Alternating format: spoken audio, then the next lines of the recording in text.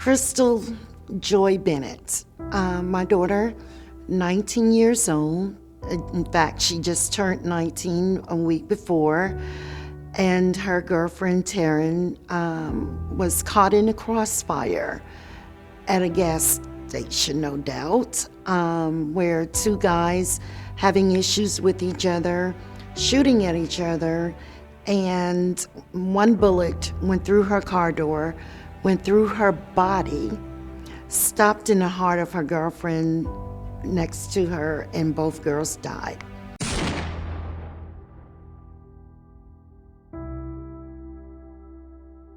That was the beginning of a very bad nightmare for me and my family. Her last words, because there was a third girl in the car, and her last words was, "Somebody please call my mommy." That will forever pierce my heart because mommy wasn't there. I went through, my God, all kinds of heartache and pain, not being able to breathe, sometimes not wanting to breathe because the pain was so rippling. My son's name is Dre Charles Kealix Henry, and he was born in Waynesboro, Mississippi on May the 4th, 1996. On April the 26th, 2019, his life was taken. That was one of the most dreadful days, horrific days of my life. My husband got there, and we waited for them to call us to the back so that we could figure out what was going on, or so that they could tell us what was going on. And all the time my heart is racing and my mind is shifting from one place to another. I'm praying and just feeling like I'm in a dream. And then it was like the next few minutes, the young lady came out, and she was actually one of the students that was at the school that I started my teaching career. And I remembered her face, but I remembered her as a little third grader. But she was now a nurse. And she came out and she said, "Miss Henry." And she called me to the back. And my husband and I walked to the back. And that again was like a dream or something, because when we went to the back, we stopped in the middle of the hallway, and it was like everybody stopped and started looking at us as if they weren't prepared to tell us what they were getting ready to tell us. And my husband and I stopped, and the doctor looked at us in the middle of the hallway and said he didn't make it. And I can't even describe what I felt at that moment. I can't find the words to describe what was going on the inside of me at that moment.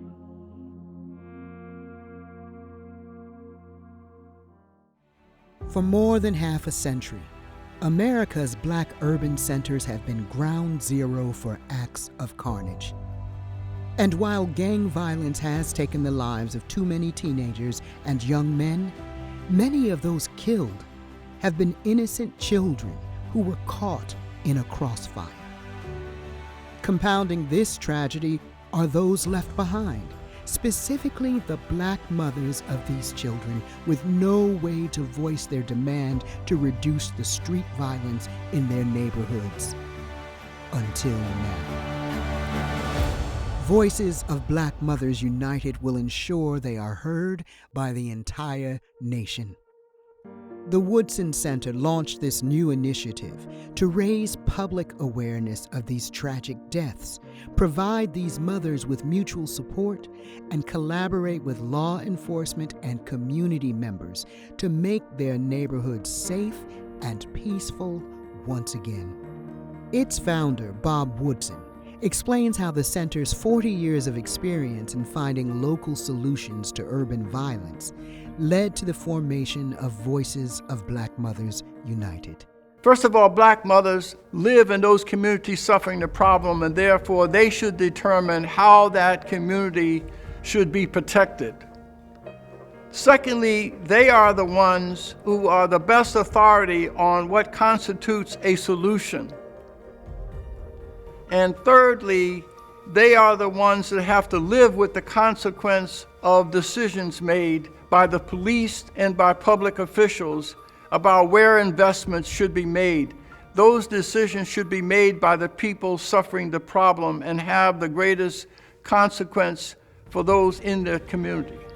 Also, they have a proprietary interest in solutions, not rhetoric.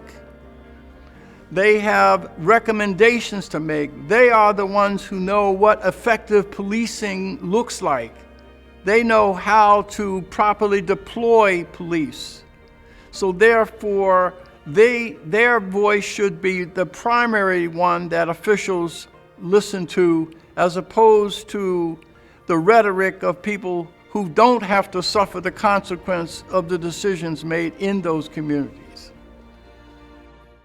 Another key to the Woodson Center's past success in reducing youth violence in urban areas was the close cooperation they established with the local police departments. As such, the center, along with these united black mothers, are strongly opposed to defunding police departments. Instead, they favor sensible reforms where needed. Rodney Monroe, a former police chief, explains. In order for this to work, in order for police and black mothers of homicide victims to come together, there has to be a level of trust. And with that comes an openness that both sides will have to have in order to trust one another. And there's a lot of dynamics that come into play because you're asking them to come inside of an organization, black mothers to come inside of police organizations, and you're asking police organizations to come further inside of the community and the lives and the homes of victims of homicides. Defunding the police would take away viable resources that can be used to help support families and victims of homicides. Bottom line.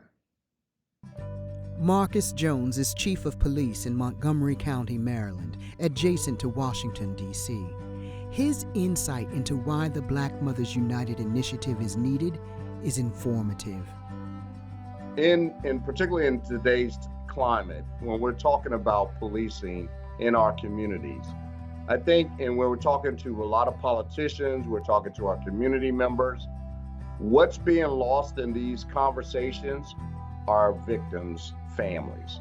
Every opportunity I get to remind the politicians about when we talk about crime and we talk about certain things happening in our communities, that there are victims that are out there that don't necessarily have the voice. With the launch of Voices of Black Mothers United, this group will provide their valuable insights to promote better cooperation between local communities and law enforcement. They'll participate in the training and deployment decisions of law enforcement, and they'll help reduce local murder rates by enlisting community-based approaches that promote healing from within their neighborhoods. In short, it gives mothers a voice that needs to be heard in every corner of America.